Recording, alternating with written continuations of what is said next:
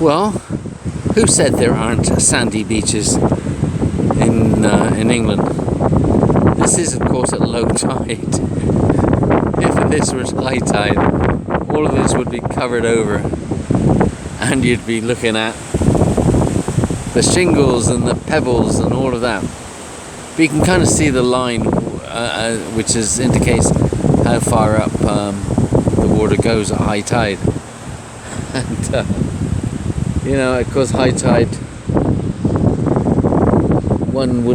probably wouldn't be standing here. If one was, then one would be getting wet. But I would think, I'm guessing that once the tide starts going out, birds start coming down and looking for things to eat. Anyway,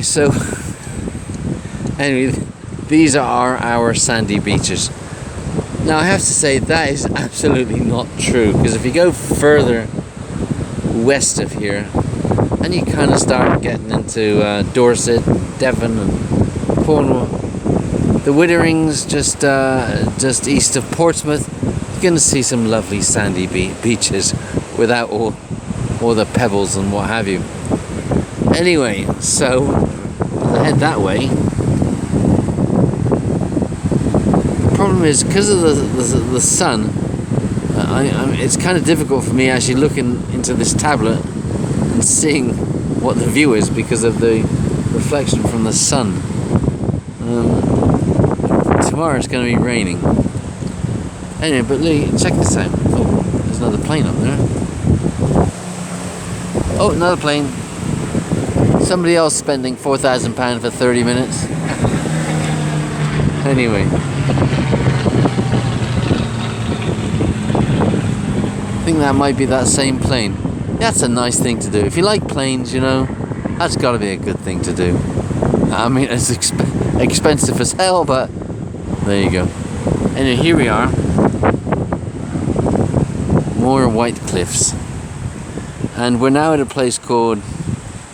Honey, where are we? We are in Birling Gap.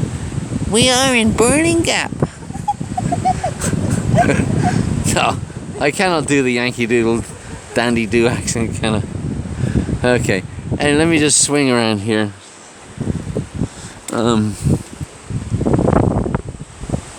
There's the steps that we just came down. There's a cafe up there, and there used to be 8 cottages. There are now only 4 because of cliff erosion. So she's waving at the camera. Not this camera, her camera. And as we go along, there we go. It's all very nice, I have to say. This time tomorrow, if I was here, I'd be saying, God, this is a bunch of crap. But you got to choose your day, So if you do come down from London, do make sure you check the weather forecast out first. It's not that far, actually. You could get like a train or coach, I suppose, to Brighton or Eastbourne, and then get on one of those hopper buses. And the closest would be Eastbourne, but they have them from Brighton as well. And then of course, we're staying in Hastings, so going from Eastbourne was a bit more logical. But you can see the white cliffs there, although in this middle bit they're not so white for some reason. Anyway, and out there, okay, that is La Manche, the channel. Apparently the water quality, I mean, I know it doesn't look it, but apparently the water quality by some sort of world standards is excellent. That's what it says anyway. Of course, it's not going to be, super warm, and you probably wouldn't want to go in there because there's probably a whole bunch of rocks and things that we can't see right now that are covered by the water. So if you did go wandering out, there's going to be... Oh, Lisa's saying it's not that cold. Well, but if you did go wandering out, there's probably a bunch more rocks out there, and I really don't think you could go swimming. I mean, I guess if you went, far enough out, you could. Surprisingly, I haven't actually seen anyone do that. I mean, it's just, it wouldn't be pleasant swimming, would it? I mean, it's a bit rough. Would that be right? Oh. Would you The say? water doesn't look that rough. But if you were swimming, I mean, like this first bit here, there's probably a whole bunch of rocks that we can't Yeah. see right now, right? Yeah. So if you were to go past those rocks, so you'd be out, I don't know how many Open yards, water. right? Open water a bit. It wouldn't be such pleasant swimming, would it? They're going in. Oh, they're going in. Well, maybe they won't come back. Maybe they're swimming to France.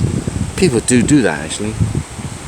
Maybe not from here, maybe from Cali, because it's Dover to Cali, shortest distance, 21 miles or something.